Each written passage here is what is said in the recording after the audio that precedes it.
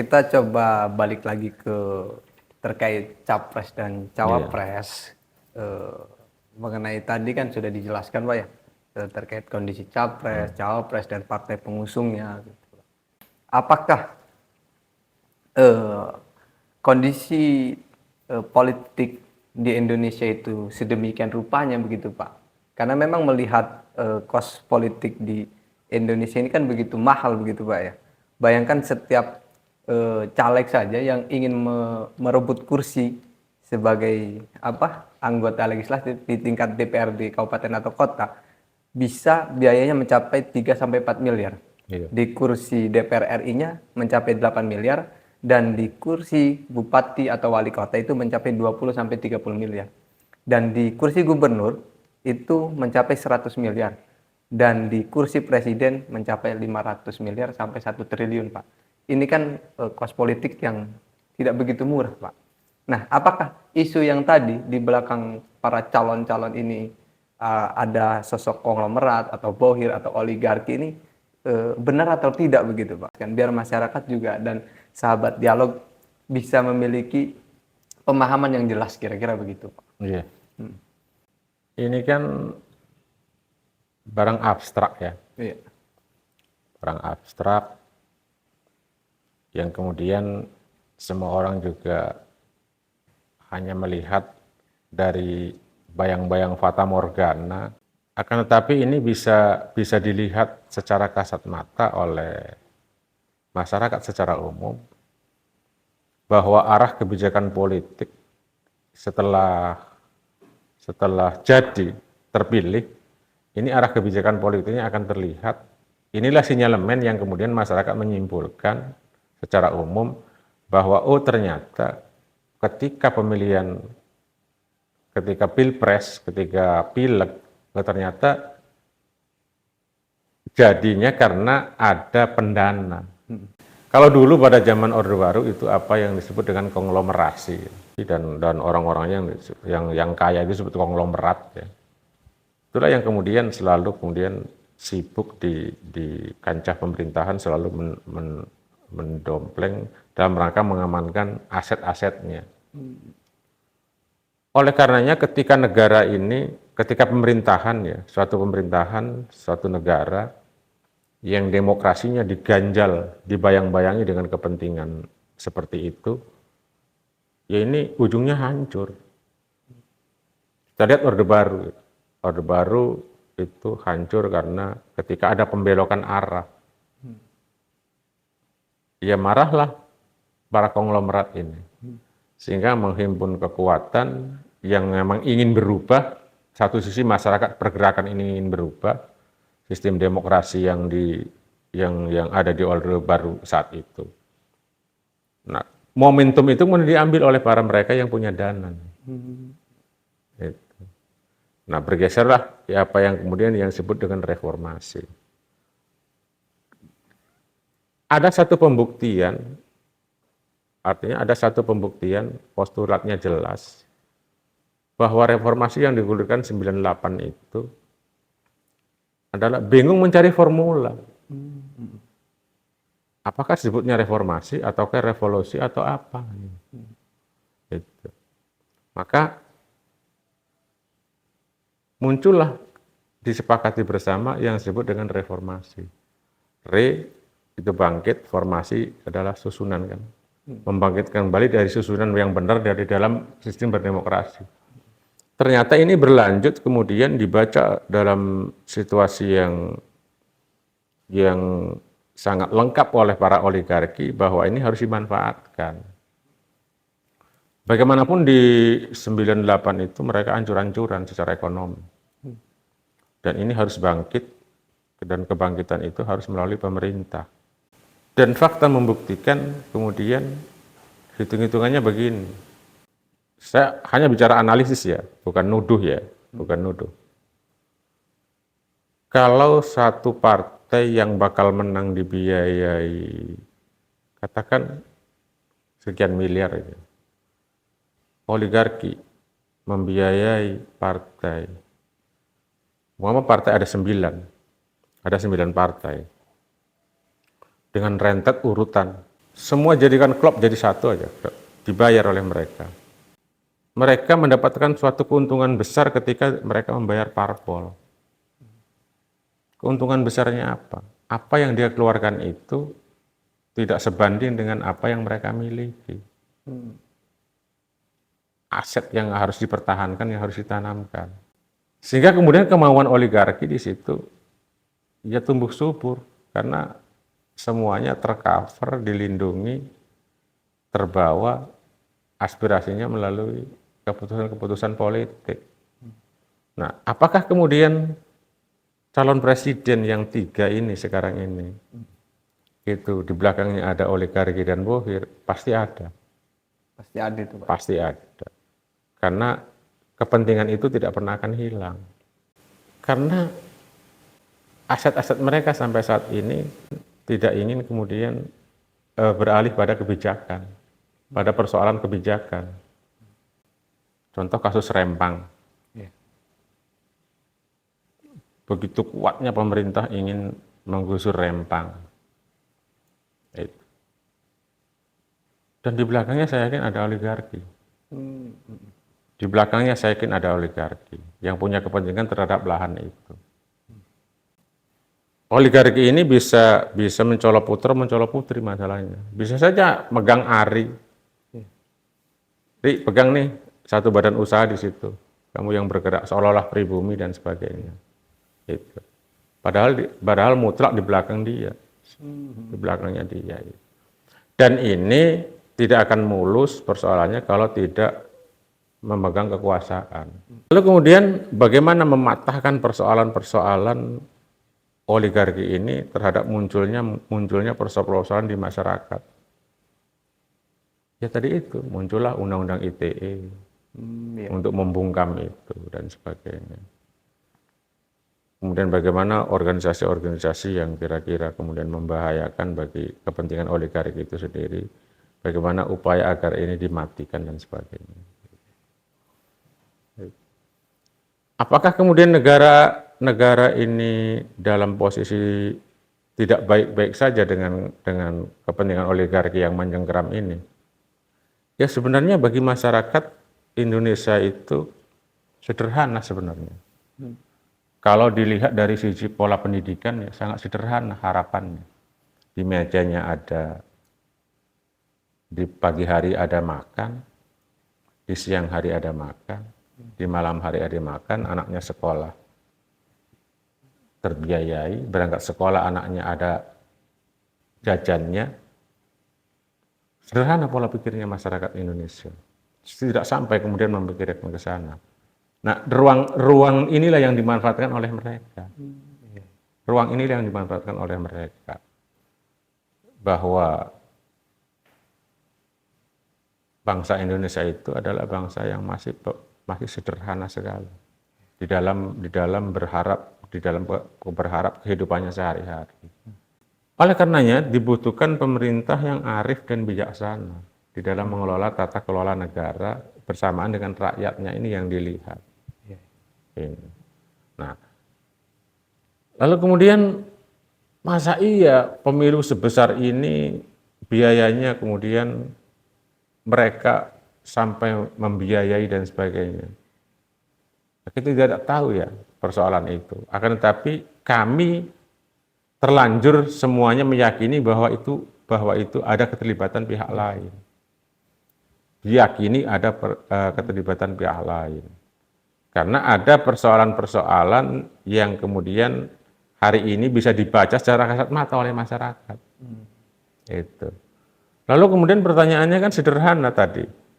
Di antara 3 calon ini, apakah kemudian semuanya didanai oleh para oligarki itu? Ya tentunya kami tidak bisa pukul rata ya, tidak bisa pukul rata. Dan kami juga tidak bisa kemudian arah oligarki ini kemana, kami juga tidak bisa kemudian memastikan. Akan tetapi oligarki biasanya masuk pada bakal pemimpin yang dia nyaman. Kalau analisa sederhananya, dari perkembangan pertama, Anies ini selalu tidak calon presiden yang tidak diinginkan. Dan paslon 1 ini saya kira faktor kemandiriannya masih kuat nih. Walaupun dari sisi keuangan barangkali paling lemah. Iya. Paling lemah. Dari sisi keuangan paling lemah. Dia mengandalkan basic pergerakannya. Di paslon nomor 2, secara finansial ini orang kuat. Akan tetapi kami meyakini tidak berdiri sendiri kekuatannya. Orang kuat. Kalaupun semuanya mandiri, orang kuat ini. Dari sisi finance dan sebagainya. Tapi kami meyakini ini tidak berdiri sendiri. Ada kepentingan-kepentingan lain yang masuk. Termasuk di kubu nomor 3. Kalau boleh jujur, saya sampaikan, barangkali 70-30 itu. Dari pasangan? 70% oligarki itu arahnya ke pasangan nomor 2. Nomor 2. 30% ke Nomor 3. Gitu. nomor 3. Itu prediksi dari Bapak? Prediksi. Ya Kalau boleh dong nomor- memprediksi. Nomor 1, Pak? Kayaknya 0-0. Nggak ada. Iya, karena mereka mengandalkan sumbangan aja itu. Dan penggeraknya juga para relawan-relawan. Gitu. Penggeraknya para relawan kan gitu. Lalu kemudian bagaimana arah kebijakan nanti di 3 pasangan ini? Ya saya kira 3 pasangan ini nasionalisme juga semuanya kuat ya. Tidak diragukan lagi. Tidak diragukan kalau urusan nasionalisme gitu. Akan tetapi di dalam perjalanan pemerintahan ya pasti sedikit memasukkan kepentingan-kepentingan mereka, gitu. Memasukkan kepentingan-kepentingan mereka. Gitu. Kalau dari sisi positif negatif, oligarki ini juga turut membangun terhadap Indonesia sebenarnya, turut membangun. Gitu. Akan tetapi dia tidak pernah memikirkan rakyat, bedanya di situ. Iya. Turut membangun tapi tidak pernah memikirkan rakyat. Tapi bagaimana kemudian menyelamatkan diri dan kelompoknya. Terutama aset-asetnya, Pak. Iya. Hanya masyarakat itu banyak efek aja gitu. Di mana di situ ada pertumbuhan industri dan sebagainya milik kelompok dia. Ya masyarakat juga dalam pressure dan tekanan ketika masuk di situ dan sebagainya kan gitu. Artinya keberpihakannya ke masyarakat itu gitu. Persentasenya kecil kalau oligarki itu.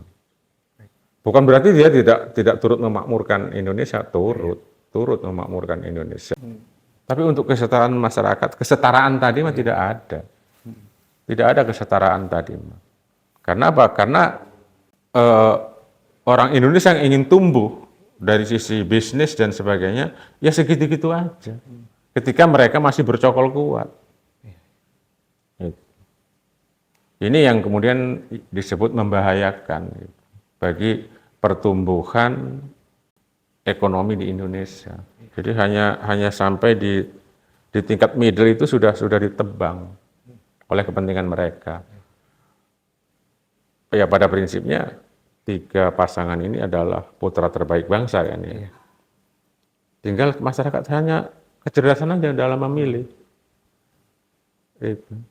Apakah akan milih yang tanpa beban, apakah milih yang ada beban seperti itu dalam arti sorotan masyarakat secara umum. Benar. Itu aja sebenarnya. Untuk menurut Pak Fed bagaimana, Pak, tanggapin soal Saya ini? menambahkan saja ya Pak ya, bahwa memang tadi kalau kita menyebut donatur, menyebut bohir, bosahir ya Pak ya. Kalau donatur kan bahasa kerennya don. Kalau kita menyebut oligarki, kita memang membaca itu dalam konteks sebuah faktor. Bicara faktor, cuma kalau bicara matematisnya pangkat sebenarnya. Artinya kenapa? Karena memang kepentingan. Faktor kepentingan di mana dalam proses pemilu wajar memang dalam konteks dukung-mendukung. Nah, cuma sekarang yang tidak wajar adalah bagaimana kemudian tangan-tangan mereka yang tidak terlihat itu mengatur pemilu itu sendiri secara tidak sesuai dengan prosedur yang ada. Bagaimana kemudian mereka mengkondisikan yang sebenarnya sudah terkondisi, mengkondisikan sesuatu menurut apa mau mereka, apa kepentingan mereka, sehingga tidak lagi bicara dalam konteks rakyat dan masyarakat yang tadi disebutkan oleh beliau. Mereka semua memberikan manfaat benefit bagi kepentingan mereka sendiri. Pengamanan atas aset, pengamanan atas kegiatan usaha, dan sebagainya, dan sebagainya. Dan ini memang kadang dibaca secara kasat mata oleh kita. Artinya parameter-parameter sederhana itu bisa dibaca. Bagaimana ada ketimpangan ekonomi. Dan ini menjadi parameter masyarakat secara lugas juga bisa bicara bahwa memang ada kepentingan-kepentingan untuk mengatur itu. Jadi kalau ditanya apakah memang ada terkait dengan donatur, bohir, ataupun oligarki dalam pemilu kita sekarang ini, kami membacanya itu ada. Kenapa ada? Karena memang ada faktor di situ yang menjadi parameter kita untuk membaca itu. Seperti itu, Pak Ari. Baik. Nah, selain agenda-agenda besar seperti penyelamatan aset, terus juga pengamanan kelompok yang dilakukan oleh para bohir atau para don-don dan konglomerat ini, Pak. Kira-kira agenda besar apa lagi selain itu, Pak? Ada lagi nggak? Contoh ke ranah agama mungkin atau ke ranah yang lainnya, kepentingan-kepentingan suku atau lain sebagainya, Pak. Ada tidak hal-hal ke arah sana selain penyelamatan aset? Artinya harus membacanya utuh kan ya. Artinya membaca apakah ini dibaca secara parsial ataukah secara utuh kan ya. Kemudian kan pertanyaannya beralih kepada siapa sih sebenarnya oligarki itu kan itu kan. Iya, itu pertanyaan dasarnya. Iya, ya. pertanyaan dasarnya kan di situ. Siapa sih oligarki ini? Kemudian arah bilateral atau multilateral Indonesia kenapa hari ini kemudian berkiblatnya ke Peking, istilah dulu itu Peking, ke Tiongkok. Tiongkok, iya. Itu. Artinya ini ada sambungan kan gitu. Karena memang para konglomerasi yang dulu diemong sama Orde Baru lalu kemudian menjelma menjadi oligarki, itu kan yang saya sebutkan di awal tadi ada disparitas tadi. Dia juga ingin membawa kelompoknya pada suatu suku yang diakui bahwa ini adalah suku bangsa di Indonesia, suku bangsa gitu, asal keturunan dan sebagainya gitu. Sebutannya nanti suku apa, Pak? Suku Cina. Suku Cina. Suku Cina. Bukan Cindo. Bukan, suku Cina. Oh, kirain khawatir kan suku Cindo begitu Suku kan, Cina. Indonesia. Enggak, suku Cina. Gitu. Jadi sudah disiapkan, makanya di sana lebih menguatkan pada penekanannya pada Tiongkok dan sebagainya kan. Dan di Indonesia nanti ada disparitas kependudukannya di situ. Disparitas pendudukan itu begini. Kalau Ari, Pak Fed, Mama atau siapa saja jalan bersama dengan mereka, dengan China, dengan orang-orang Tiongkok, ya dianggap biasa saja. Biasa aja, bertamu ke rumah kita biasa aja. Karena memang bagaimanapun itu sudah menjadi penduduk Indonesia kan, menjadi penduduk Indonesia gitu. Cuma mereka pintar menyusupi, menumpang penduduk Indonesia asal keturunan ini, kemudian dititipkan kan ke sini. Dan ini hanya suatu analisa saja, karena kami pernah jalan-jalan di PIK ya. Itu rata-rata mereka tidak bisa berbahasa Indonesia. Artinya banyak yang tidak bisa berbahasa Indonesia. Artinya saya mencurigai bahwa ini pendatang. Nah, inilah disparitas di situ. Bahwa ketika jalan dengan kami, bertemu dengan kami, coba Ari berjalan dengan orang Amerika. Oh, semua anak kecil juga, Ari dengan bule. Iya benar. Dengan bule, jalan-jalan dengan bule, semua orang nengok. Benar. Karena tidak ada disparitas. Gitu. Nah, kepentingan mereka ini bagaimanapun ingin terlindungi secara utuh. Dia tidak ingin kemudian menjadi suatu suku bangsa tidak ada nomor di Indonesia. Iya. Tidak masuk dalam kategori. Tidak masuk dalam kategori, padahal dia menguasai secara ekonomi secara keseluruhan. Gitu. Makanya bagaimana caranya kalau ada suatu pengakuan bahwa ini adalah suku bangsa, mereka juga akan mendapat pengakuan di dalam pemilu dan sebagainya. Dan itu sudah dicoba di pemilu DKI kan, Pilgub DKI. Pilgub DKI. Sudah dicoba di Pilgub DKI. Nah ini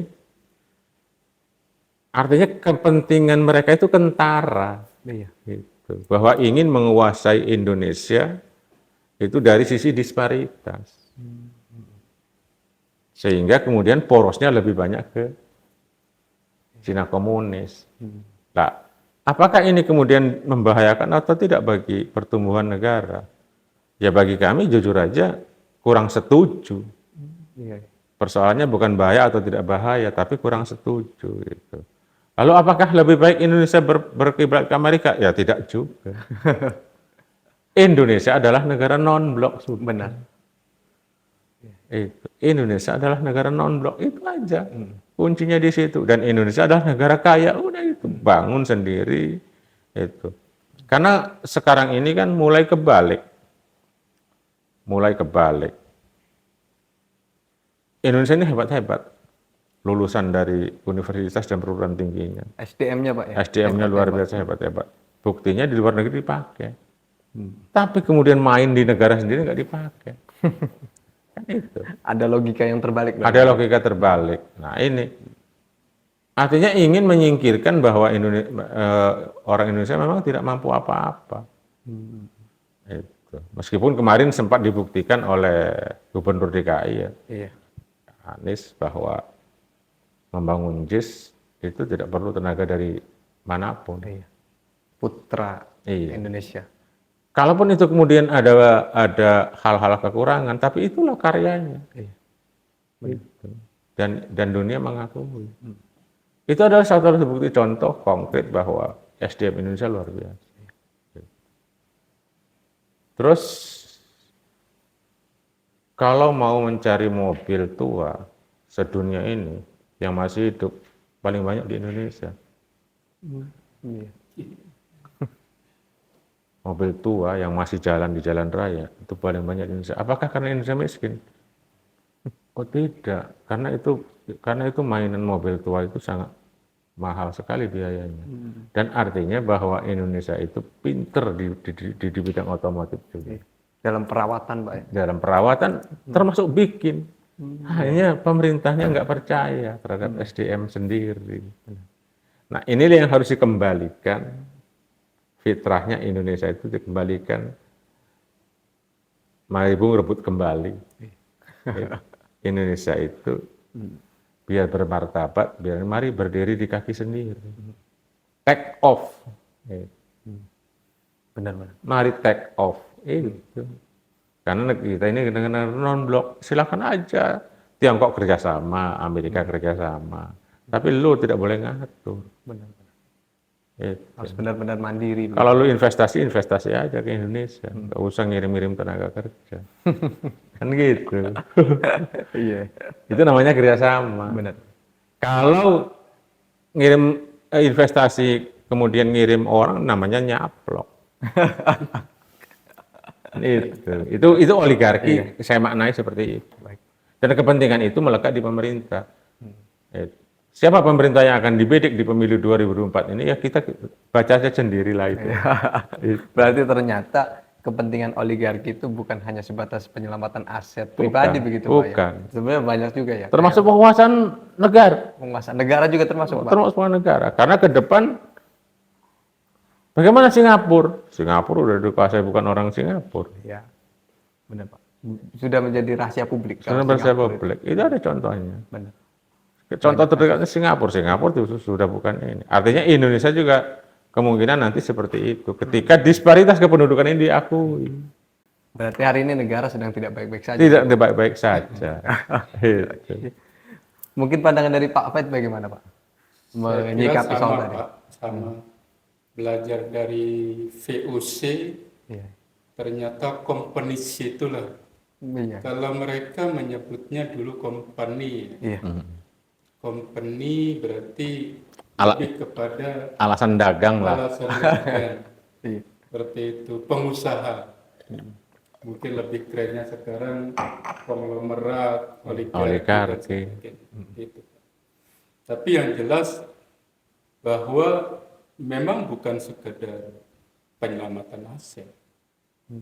Tetap bagaimanapun mereka itu liberal. Tetap bagaimanapun cara berpikir itu adalah cara orang-orang yang mau menguasai terhadap apa-apa yang ada di Indonesia ini. Begitu seksinya Indonesia, bagi mereka yang disebut company, bagi mereka yang disebut oligarki, itu cukup seksi Pak, untuk bisa diperjuangkan oleh mereka. Nah, pertanyaan mendasar dari kita, apakah kita ingin seperti ini aja? Apakah masyarakat melihat biasa-biasa aja kondisi? Jangan-jangan memang kita sudah dicetak seperti itu.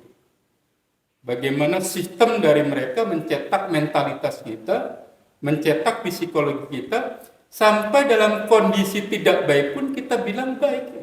Iya. Nah, inilah butuh, lagi-lagi butuh figur, butuh pemimpin. Yang kita akan baca nanti lebih luas, yang akan kita baca lebih dalam lagi di kontestasi 2024 ini. Cerdaslah masyarakat pemilu. Kita bisa lihat kok parameter bagaimana mereka menyampaikan visi dan misinya. Bagaimana mereka menyampaikan ide gagasannya terkait dengan bagaimana tadi bicara SDM, bicara sumber daya alam, bagaimana konteks penguasaan global yang sekarang kita tidak hanya berpikir di tingkat lokal, tapi lagi-lagi global telah menjadi satu kesatuan dewasa ini untuk berpikir secara utuh, secara kapal. Dan kita butuh pemimpin yang bisa menerjemahkan itu, yang nanti bisa disampaikan secara gamblang dan bisa dipahami visi misi masyarakat kepada masyarakat. Salah satu pemikiran yang saya dengar sendiri Pak Ari, bagaimana salah satu dari kandidat itu memberikan suatu gambaran, tidak bijak kita akan menjawab dan menjamin ke depan itu seperti apa.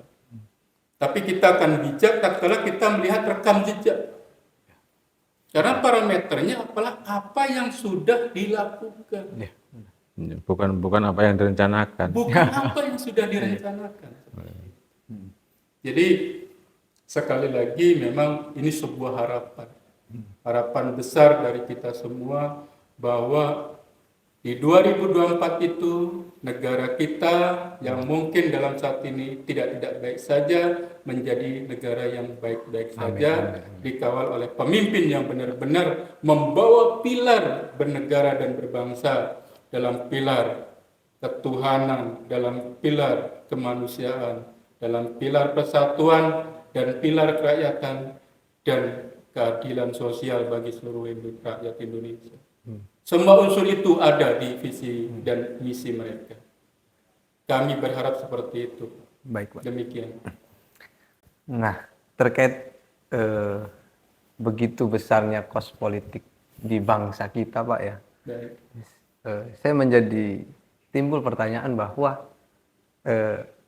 karena apa namanya? Karena pemuda hari ini, Pak ya, generasi-generasi mungkin dalam sebutan modelnya generasi milenial, generasi Z atau Zoom itu rentan dengan atau apalagi generasi sandwich Pak ya, generasi yang di tengah-tengah begitu. Itu yang mereka itu rentan dengan kekhawatiran, rentan dengan segala hal yang sifatnya mentalnya down, sering down begitu Pak. Tidak bisa menerima tekanan yang begitu besar, terus juga tidak bisa menerima tekanan yang begitu besar dan lain sebagainya begitu.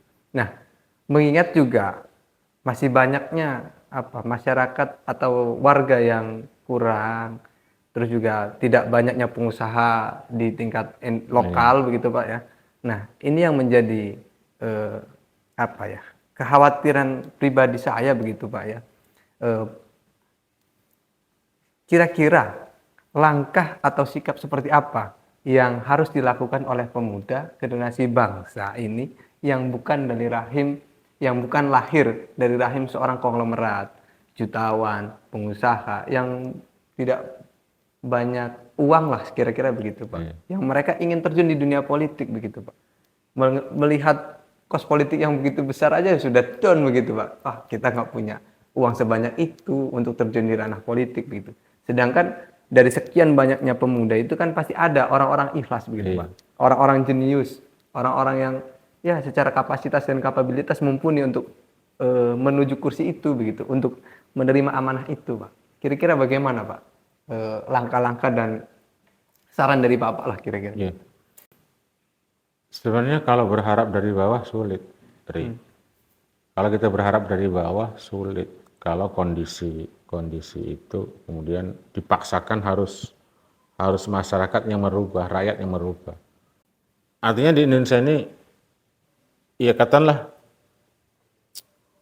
kecerdasan berpikir masyarakatnya, katakan saat ini diwakili mahasiswa ya. Iya.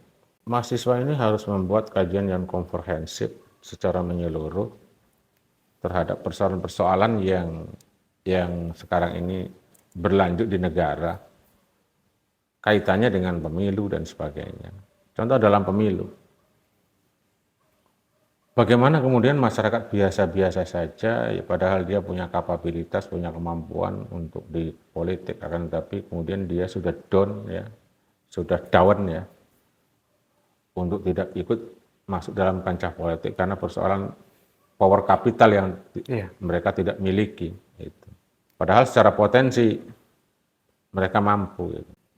Atau memang karena persoalan ekonomi, kemudian kepintaran mereka juga kemudian tersandera gitu, sampai di situ saja gitu. Karena memang tidak mampu sekolah lebih tinggi dan sebagainya. Gitu. Sehingga orang-orang itu aja yang muncul gitu. Apapun kondisinya, perubahannya harus dari atas. Paling tidak mahasiswa ini mempunyai daya juang, daya kontrol yang kuat, bagaimana kemudian arah perubahan negara ini dikawal oleh mahasiswa secara ketat. Itu. Kalau bicara politik, berarti perubahan itu harus di undang-undang politik. Kalau bicara politik berarti di undang-undang partai politik. Bagaimana keberadaan partai politik hari ini? Yang seperti di awal tadi saya sampaikan bahwa partai politik itu sekarang ini tidak perlu repot-repot mencari kader. Tidak perlu repot mencari kader atau tidak perlu repot-repot mengkader orang. Karena ketika itu secara instan orang-orang akan muncul yang punya dana itu akan muncul sendirinya berebut di situ. Nah, makanya perubahan itu harus dimulai dari situ. Kalau tidak dimulai dari situ, ruang dan kesempatan untuk orang-orang yang ingin masuk ke kancah itu akan sulit. Apa kesulitannya? Ya jujur, partai politik apakah kemudian jujur atau tidak ketika masuk, kalau masih menggunakan pola seperti hari ini,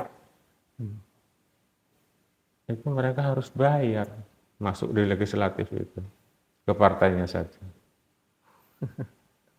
Artinya kalau ada sisi kelemahannya kalau pemilu itu kemudian menggunakan nomor urut, artinya benar-benar orang yang dari kader partai politik, biarkan saja mereka berlomba-lomba masyarakat dari bawah ini masuk ke parpol. Dan parpolnya nanti akan menyaring. Bagaimana dia kehidupan sosialnya, bagaimana dia berinteraksi dengan masyarakatnya dan sebagainya, bagaimana kemudian dia dinilai oleh masyarakatnya, disitulah. Itu negara bisa diselamatkan dari cara pemilihan umum. Kalau tidak dirubah cara pemilihan umumnya, negara tidak akan bisa diselamatkan. Berarti Bapak lebih setuju ke sistem proporsional tertutup begitu, Tertutup. Pak? Dibandingkan terbuka. Dibandingkan terbuka masih bagus tertutup. Artinya dulu dianggap tertutup itu memberangus kesempatan orang yang ingin masuk partai politik. Ya masuk aja partai politik. Artinya bahwa masuk partai politik itu adalah pendidikan politik, tidak harus kemudian eh, menjadi calon legislatif kan. Iya. Karena bagaimanapun di partai politik itu akan mewarnai gitu. Dan ketika partai politik ini menggunakan sistem seperti itu tertutup, artinya ya tahu dirilah kader-kader yang baru harus melalui tahapan. Iya. Kan gitu. Harus berproses dulu. Harus berproses bahwa ini seperti ini dan sebagainya. Dan pada akhirnya akan kebagian kan. Semua juga akan kebagian. Tapi berproses gitu. Dan dari sini akan kelihatan kader-kader yang sebenarnya partai. Sekarang ini partai politik nggak punya kader. Nggak punya kader. Nggak ada kader yang mumpuni di partai-partai politik. Pada peristiwa pencalonan bupati, wali kota, kemudian gubernur. Semuanya kan dicamuk dari luar, digotong oleh partai. Kader sendirinya emang enggak. Kan yang dihitungkan di situ. Nah, oleh karenanya penyelamatannya dari situ. Dan yang paling penting adalah coba sistem pendidikan di Indonesia ini juga dirubah polanya. Dirubah. Bagaimana kemudian keberpihakan pemerintah terhadap sistem pendidikan yang ada di Indonesia ini, jangan sampai orang tua dengan susah payah menyekolahkan dalam pikirannya berinvestasi. Dibalik polanya, bagaimana negara memiliki investasi berupa sumber daya manusia yang disebut dengan bonus demografi. Iya. Kalau itu sudah dilakukan, maka negara akan jaya selamanya. Kalau negara yang menganggap bahwa negara berinvestasi terhadap penduduknya. Kenapa? Karena ketika dia pintar ya buat negara juga. Ketika dia kuat dari sisi pendidikan buat negara juga kan. Kan sekarang ini dibalik, masyarakat disuruh investasi ke pendidikan. Iya. Sehingga ya terseok-seok. Negara mah tinggal ngelayang aja ngatur. dengan kurikulum yang tidak jelas. Selalu ada trial and error. Dan pendidikan itu tidak boleh coba dan coba lagi. Dan pendidikan di Indonesia itu masih mengadopsi. Masih niru gaya negara A, negara B, negara C. Selama Indonesia itu sistem pendidikannya masih niru, berarti Indonesia masih tetap ada di belakang. Iya. Namanya juga niru. Mengadopsi namanya, berarti masih di belakang. Oleh karenanya, mudah-mudahan ke depan, bagaimana pemerintah yang terpilih nanti, presiden yang terpilih nanti berpikir bahwa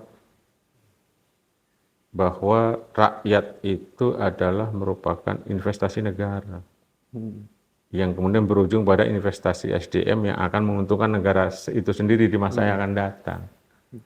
Gitu. Kalau menurut Pak Faiz sendiri bagaimana Pak tanggapannya? Generasi muda dengan politik, Pak. Iya, dengan kondisi ekonominya yang sulit begitu kira-kira Pak. Jadi kalau melihat pola pikir, tadi memang banyak faktor yang menentukan bagaimana sisi pendidikan, sisi pengalaman yang didapatkan sekarang. Dan itu akan membuat sebuah pola, di mana kadang pola pikir terhadap politik kita itu belum memantaskan diri. Artinya, dalam konteks ini seharusnya pola berpikir daripada generasi kita itu bagaimana memantaskan diri, Pak. Iya. Kalau kita mau terjun kepada segmen politik, kita harus memantaskan diri untuk seperti itu. Toh sekalipun tidak praktis, ini menurut saya Pak ya, bahwa bergerak dan berbuat baik itu pun politis, Pak. Karena bagaimanapun itu akan menjadi sebuah akumulasi akan mendukung kepentingan juga kalau kita mau berpolitik. Contoh ini Pak, kita generasi muda belum apa-apa, belum kita mapan secara ekonomi, kita ingin jadi dewa, ingin menjadi wakil rakyat. Tapi asas kepantasan untuk mencapai itu belum kita siapkan. Artinya kerangka berpikir seperti itu memang harus kita bangun. Tadi salah satunya dari sistem yang pemerintah lakukan itu terhadap kita. Nah, satu hal lagi yang menjadi sebuah, ini problem ya Pak Ari ya, bahwa secara psikologi sekarang pemuda kita, saya tidak underestimate Pak ya, itu kadang menyibukkan diri kepada hal-hal yang tidak potensial. Kepada Boleh contohkan? contoh nih Pak, kita bermain medsos Pak. Kita kadang telentang aja itu sampai 3 atau 5 jam Pak. Iya. Nah, apa yang kita dapatkan? Menonton Pak. Iya. Padahal hal positif dari menonton itu ada. Kita menonton YouTube, apa yang kita tonton? Iya. Oh, film Tarzan contohnya. Padahal kan lebih baik di situ ada bagaimana solusi untuk bagaimana peningkatan kapasitas. Solusi terhadap apa yang kita inginkan ke depannya. Bagaimana kita ingin menjadi. Toh generasi kita tidak, pilihannya itu tidak murni kepada hal-hal yang lebih spesifik, contohnya ingin menjadi wakil rakyat karena pilihannya politik. Tidak seperti itu juga. Artinya coba kita memaknai bahwa asas kepantasan terhadap diri kita untuk menjadi sesuatu itu hal yang mendasar yang harus ada di memorial mereka, yang ada di software mereka. Sehingga nanti tatkala sistem mendukung untuk hal-hal tersebut, kita sudah siap Pak. Contoh lagi nih Pak Ari, tatkala kita sudah berbuat baik di pergerakan kita kah, di masyarakat kita kah, di aktivitas kah, secara tidak sadar masyarakat itu akan aware ke kita Pak. Nah ini akan mengurangi beban-beban tadi yang disebutkan ada budget politik, Kos politik. kos politik yang tadi disebutkan bagi saya udah besar-besar sekali. Iya. Iya. Jadi generasi muda saya yakin mereka saat ini adalah generasi muda yang potensi Pak, sangat potensial. Artinya dengan kemajuan teknologi, dengan kondisi informasi yang luar biasa pesatnya, mereka akan kaya akan hal-hal tersebut. Namun dalam konteks ini, apakah sistem sudah mendukung untuk mereka menjadi Pak? Capacity building, bagaimana peningkatan kapasitas di mereka itu memang harus ditanamkan. Harus benar-benar, saya dari salah satu kegiatan kesadaran dari pemberdayaan masyarakat juga Pak. Artinya tatkala kita memberikan sebuah kapasitas building kepada mereka, itu bukan hanya sekedar menyampaikan secara seremonial, tapi itu menjadi sebuah pengetahuan yang menjadi pola. Baik itu pola pikir maupun pola tingkah laku ke depan. Nah, jadi bicara generasi muda dan politik, mari kita bergerak saja Pak, berbuat kebaikan untuk memantaskan diri kita yang nantinya akan bisa menuju kepada arah politik ataupun arah-arah lainnya di samping politik. Harapan saya, pemuda saat ini bukan sekedar menjadi objek, tapi kita akan menjadi subjek dengan berdiri di atas kapasitas kita, di atas kemampuan kita, di atas pengetahuan kita, dan atas kemampuan kita untuk itu. Saya kira mungkin seperti itu Pak. Demikian. Baik Pak, kita lantas pada pertanyaan terakhir begitu Pak.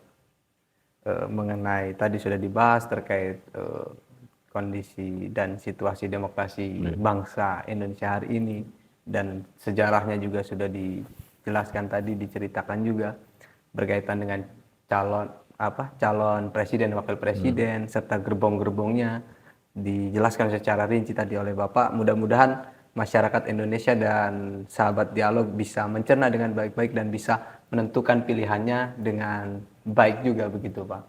Siapa nanti yang akan memenangkan kontestasi pemilu 2024 mendatang yang akan memimpin negeri ini begitu. Lantas timbul pertanyaan yang terakhir adalah Pak, apakah yang bisa kita harapkan dari pemilu 2024 ini begitu Pak? Pertanyaan ini sebenarnya Pak ya sangat penting sekali untuk dijawab dan dijelaskan pada seluruh masyarakat Indonesia, mengingat pada pemilu di Indonesia, khususnya di setiap pemilu semenjak reformasi sampai hari ini sudah sangat kental dengan pemilu transaksional begitu Pak ya. Janji hanya sebatas janji dan syarat akan kepentingan para oligarki gitu, atau sebut tadi Bapak menjelaskan bahwa kepentingan para konglomerasi begitu Pak ya. Dan pemilu-pemilu yang telah berlalu menghasilkan nakoda yang tak berpihak pada konstitusi. Kemarin saja kemarin itu kan putusan MK juga sangat fenomenal sekali begitu Pak ya, karena memang dijelaskan oleh beberapa pakar hukum dan para ahli juga menjelaskan bahwa ketika memang ada sangkutan putusan keluarga, maka Majelis Konstitusi atau dalam bentuk ininya anggotanya Pak ya, yang di dalamnya itu tidak boleh terlibat begitu Pak ya, kira-kira. Itu sangat ramai sekali dan akhirnya dibentuklah MK dan memutuskan dan untuk memberhentikan Ketua Majelis Konstitusi begitu Pak ya. Tapi putusannya masih tetap berlaku begitu. Nah, sehingga menghasilkan kepemimpinan yang tidak melaksanakan tujuan reformasi, terus juga tidak coba menerapkan Undang-Undang Dasar 1945, Pancasila, dan malah berperan merusak bangsa ini dari dalam begitu Pak. Hukum sudah tidak lagi menjadi pengatur kekuasaan, melainkan hari ini kekuasaan yang mengatur hukum gitu Pak. Kira-kira menurut Bapak-bapak begitu, baik Pak Sufiani ataupun Pak Fed, apakah yang bisa kita harapkan dari pemilu 2024 mendatang gitu? Saya mencoba berangkat dari istilah pemilu ya. Iya. Indonesia itu ada sampai hari ini karena ada jedah ya. Jedah itu namanya pemilu. Pemilu itu adalah memberikan ruang kesempatan dan waktu kepada perubahan. Buat apa kemudian ada pemilu kalau kemudian tidak ada perubahan? Buktinya sebegitu bagusnya program, menurut kami begitu bagusnya program pembangunan nasional semesta berencana yang disebut dengan Repelita ya, rencana pembangunan 5 tahun yang digagas oleh Orde Baru tumbang pada akhirnya. Ketika kemudian ada pemilu tapi tidak ada jeda, artinya tidak ada perubahan, tumbang juga. Nah, Indonesia ada sampai hari ini bagaimanapun itu karena ada pemilu. Bagaimana kemudian nasibnya kalau Indonesia tidak ada pemilu? Majapahit aja yang 350 tahun usianya hancur lebur tanpa bekas gitu. Karena persoalannya tidak ada pemilu gitu. Itu contoh besarnya di Indonesia itu Majapahit adalah negara besar gitu. Karena kekuasaannya sudah sampai Campai itu, Kamboja ya. Nah, bila Indonesia ingin menuju Indonesia emas di tahun 2045, tonggaknya adalah dimulai dari tahun 2024 ini. Lalu bagaimana harapan 2024 ini pemilu? Kami berharap pemilu 2024 ini adalah masuk pada pemilu yang bersih. Masuk pada pemilu yang bersih. Karena sempat pemilu itu dianggap tidak bersih dan terganggu pada 2 dekade pemilu. Pemilu 2014 dan 2019. Artinya masyarakat menganggap ada ketergangguan di dalam alam demokrasi Indonesia dalam sistem pemilunya. Gitu. Di era reformasi itu pemilu itu dilaksanakan 99, 2004 ya. 2004, 2009. 2014 dan 2019 inilah terasa ada sedikit gangguan.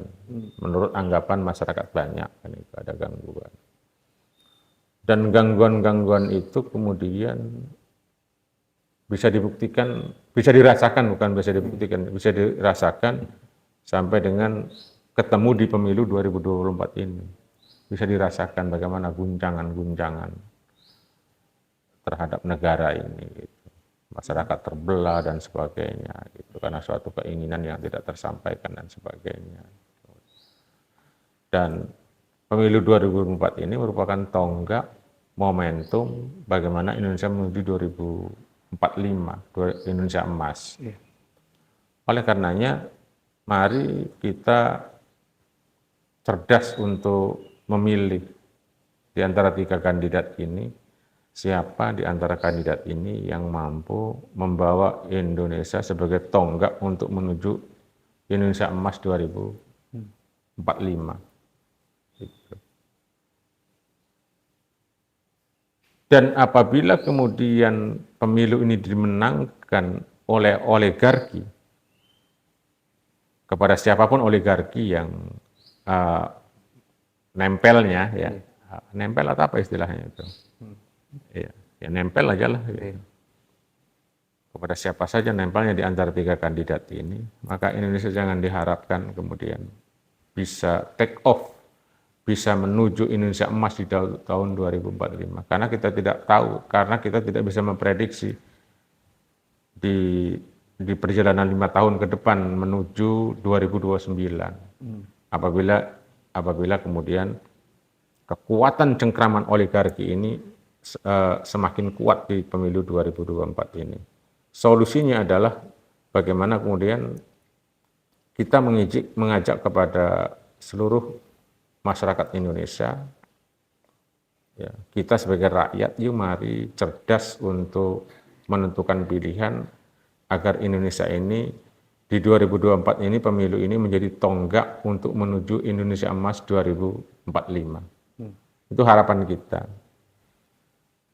Ya, tentunya tadi itu di awal pikiran-pikiran kami, barangkali masyarakat juga sudah bisa memilah dan memilih siapa kemudian arah yang harus kita percaya dari putra-putra baik bangsa ini, ya, yang terbaik siapa, silahkan kemudian masyarakat menentukan pilihan. Dan ini sekali lagi momentum keberlangsungan negara untuk menuju Indonesia emas di tahun 2045. Artinya 2045 itu Indonesia sudah 100 tahun umurnya.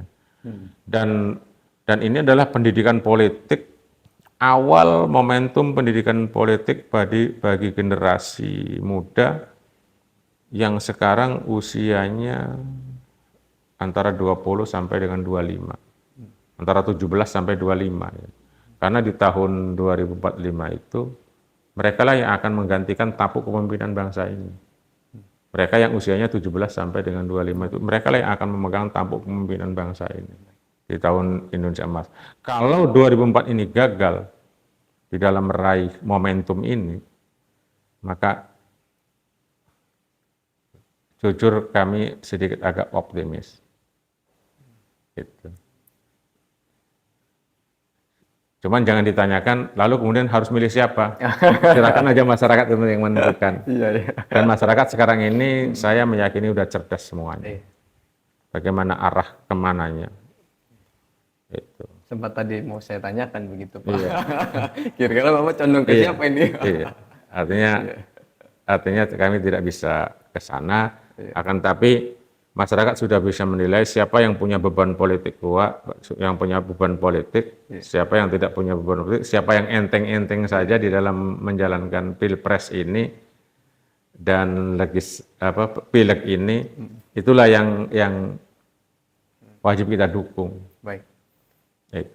Baik. Saya kira Pak itu. Fed begitu ya. Tadi dari Pak Sufyani kan menyinggung soal 2 dekade ini bahwa penyelenggara pemilu ada ketidaknetralan begitu ya, baik dari segi penyelenggaraan atau dari segi pemerintahan. Cuman saya sedikit ingin coba mengambil referensi daripada beberapa tahun ke belakang ini, semenjak mulai bergulirnya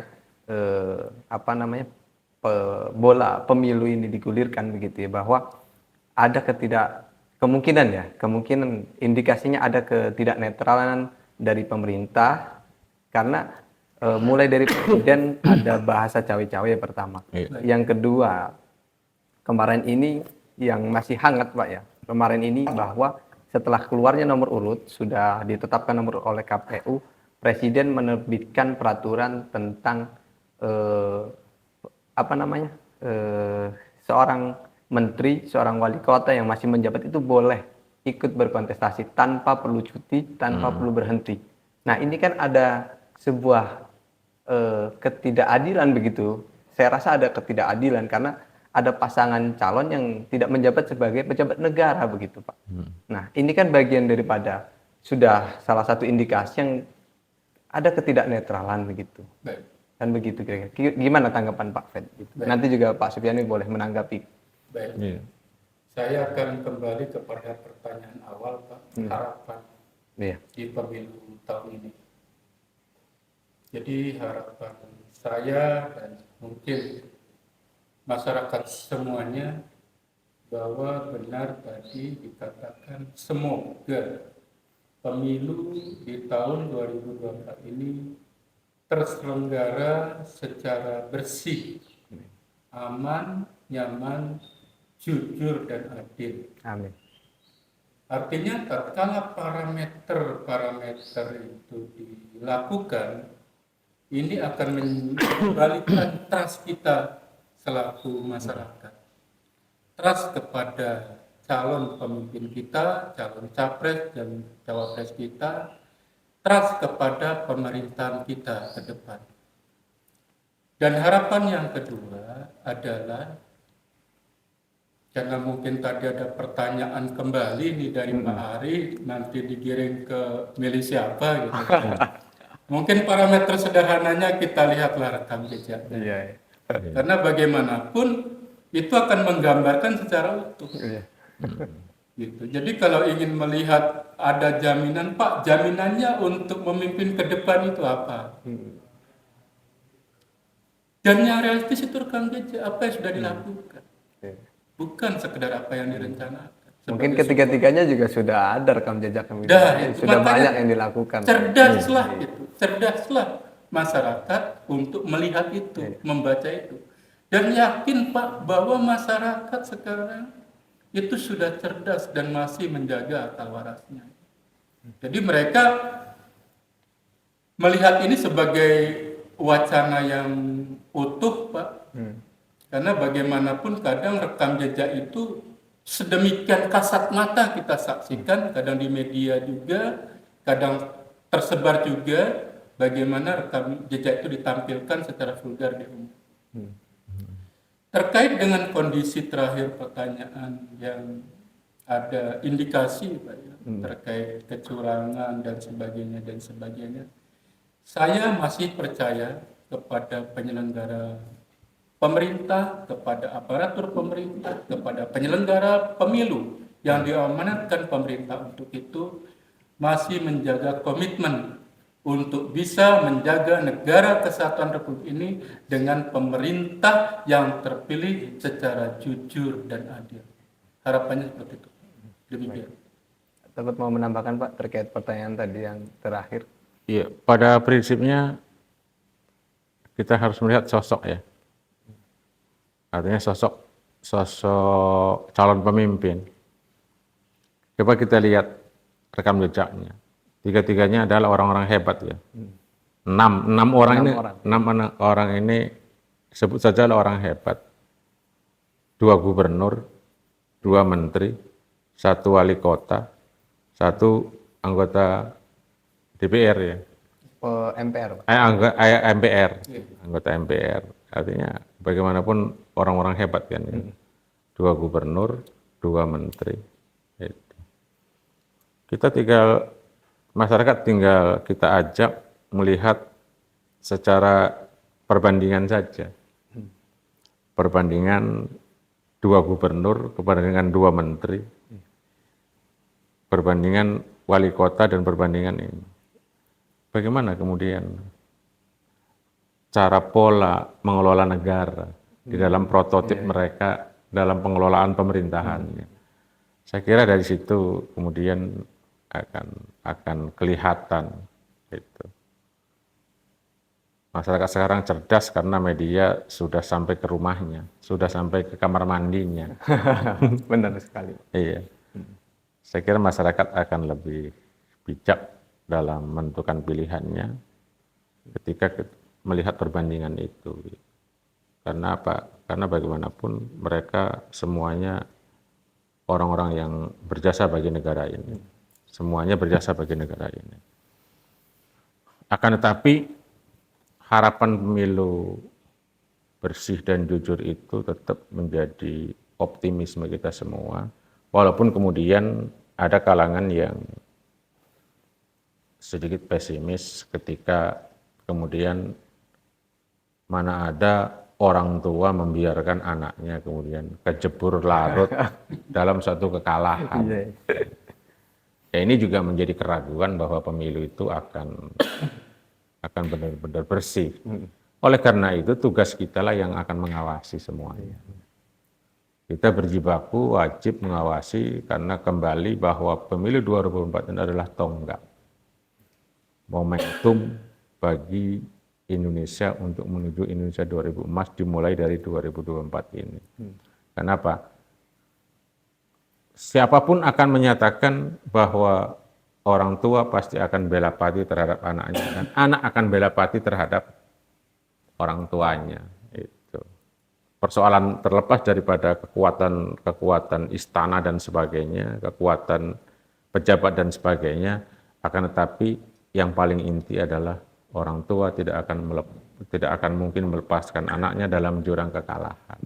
Ini yang kemudian hampir diragukan bahwa pemilu 2024 itu tidak ada akan ada jurdil gitu. Akan tapi kami meyakini dengan pengawasan yang ketat dari semuanya, insya Allah pemilu akan jurdil ketika kemudian semua pihak akan mengawasi dengan seksama. Amin. Bagaimana pola penyelenggaraannya dan sebagainya, terutama dari sisi penyelenggaraan. Terutama dari sisi penyelenggaraan. Biarkan aja kemudian memobilisasi aparat atau apa itu, pejabat dan sebagainya. Itu seperti apa yang dituduhkan hari ini gitu. Tapi ketika kemudian semua mengawasinya, gitu. Karena ini artinya sinyal-sinyal ke sana itu sudah ada seperti kayak siapa ketua MK sekarang? Kan itu kan di P2N kan rencananya. Gitu. Artinya ada pola-pola yang kemudian ingin mengembalikan bahwa MK juga ingin dikembalikan seperti semula gitu. Karena pertaruhannya pada persoalan hasil pemilu dan sebagainya kan gitu. Oleh karenanya kami mengajak masyarakat secara keseluruhan, yuk awasi pemilu ini dengan ini. Dari sejak dideklarasikannya kampanye damai sampai dengan tanggal 14 ya, 14 Februari. Dikawal sampai TPS. Dikawal sampai TPS, mari kita semuanya berjibaku untuk mengawasi itu. Kita jangan sampai menyerahkan viewer kepada Panwas dan kepada partai politik saja yang masing-masing mengusungnya, tapi mari pengawasan itu kita lakukan secara bersama-sama pada seluruh masyarakat. Karena pada hakikatnya masyarakat juga adalah pengawas daripada pemilu itu sendiri. Paling itu jalan satu-satunya. Baik Pak, untuk terakhir mungkin ada sedikit closing statement. Pertama mungkin dari Bapak Faidullah, silakan. Baik. Pemilu adalah sebuah keniscayaan bagi kita untuk berbangsa dan bernegara. Aspek-aspek jeda di dalam kepemerintahan itu memberikan benefit perubahan yang lebih baik untuk penyelenggaraan pemerintah dan kehidupan berbangsa dan bernegara. Harapan kita di dalam pemilu 2024 ini bisa terselenggara secara bersih, aman, nyaman, jujur, dan adil. Sehingga akan mengembalikan kepada kepercayaan masyarakat, kepada penyelenggara negara, kepada pemerintah, kepada bangsa, sehingga nanti ada asas-asas dasar berbangsa dan bernegara yang terdiri dari berketuhanan, berkemanusiaan, persatuan, kerakyatan, dan keadilan itu menjadi pokok dan cita-cita kita bersama. Keadilan dan kesetaraan yang dicanangkan dalam konteks tonggak Indonesia Emas 2045 menjadi dasar bahwa kemakmuran, keadilan, dan kesejahteraan bagi seluruh rakyat Indonesia itu nyata adanya. Untuk itu dibutuhkan figur, dibutuhkan sosok kepemimpinan capres dan cawapres yang mengusung itu secara program, secara realisasi yang nanti akan dirasakan oleh masyarakat seluruhnya, masyarakat secara umumnya dalam kehidupan berbangsa dan bernegara ini. Terima kasih atas kesempatan yang diberikan oleh dialogku, yang jelas bahwa pokok-pokok pemikiran kami adalah pokok-pokok yang ingin memberikan sumbangsi bagi terselenggaranya pemilihan umum di tahun 2024 ini menjadi pemilu yang lebih baik, yang menghasilkan sebesar-besarnya bagi kesejahteraan dan keadilan rakyat Indonesia. Demikian. Langsung saja Pak, disambung Pak, closing statement-nya. Pemilu yang legitimate adalah menghasilkan pemimpin yang legitimate. Pemimpin yang legitimate akan membawa bangsa dan negara ini pada kemakmuran dan kejayaan. Hanya itu barangkali yang kita ingin harapkan, dan sama-sama seluruh masyarakat Indonesia juga mengharapkan seperti itu, bahwa masyarakat mengharapkan pemilu yang legitimate dan pemerintahan yang legitimate. Artinya pemerintah yang mempunyai legitimasi yang kuat bahwa pemilu itu dihasilkan dengan cara jujur dan adil, jurdil, jujur dan adil. Tidak ada kemudian intrik-intrik, kecurangan dan sebagainya. Mari ciptakan pemilu yang legitimate sehingga menghasilkan pemimpin dan pemerintahan yang legitimate. Saya kira itu. Baik Pak, terima kasih Bapak Sufiani Siddiq dan Bapak Faidullah atas waktu dan kesempatannya. Kami ucapkan terima kasih, dan juga para sahabat dialog, kami ucapkan terima kasih karena sudah menyempatkan menonton di channel kami, dan kami juga mohon maaf kepada Bapak narasumber karena kami tidak menyediakan apa-apa begitu ya. Iya, Air juga masih biasa begitu. Udah cukup. Belum ada sponsor soalnya. Udah bisa sambil merokok, udah cukup. Ya, mudah-mudahan masyarakat Indonesia, khususnya Kabupaten Serang dan Bojonegara Pulau Ampel, serta juga sahabat dialog bisa memilih calon presiden dan presiden ke depan dengan baik dan juga ditimbang-timbang lah. Kira-kira yang kedepannya bisa menghasilkan kebijakan-kebijakan yang pro rakyat dan kebijakan-kebijakan menuju Indonesia yang adil dan makmur, ya ditentukan oleh seluruh masyarakat Indonesia di bilik suara pada 14 Februari 2024. Mungkin sekian dari kami. Ucapkan terima kasih. Hadanallahu wa iyyakum ajmain.